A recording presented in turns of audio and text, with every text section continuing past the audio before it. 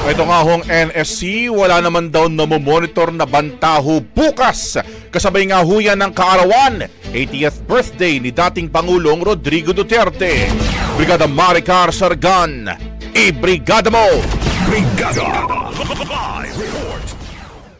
Mahigpit na binabantayan ng National Security Council ang seguridad ng bansa kasunod ng mga aktibidad laban sa pag-aresto kay dating Pangulong Rodrigo Duterte. Sa ambush interview sa Malacanang, sinabi ni NSC Assistant Director General Jonathan Malaya, wala pa silang namomonitor na banta sa seguridad ng bansa kaugnay ng posibleng mga aktibidad sa kaarawan ng Pangulo bukas, araw ng Biyernes.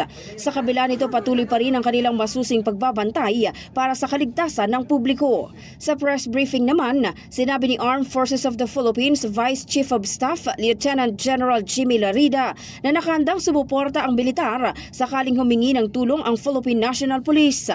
Ayon kay Larida, bahagi ng mandato ng hukbong sandatahan na suportahan ang PNP sa law enforcement operation, pero tumanggi munang magbigay ng detalye kung may paghahanda ang pulisya para bukas. Sinabi rin itong mananatili silang tapat sa konstitusyon sa kabila ng ingay sa politika.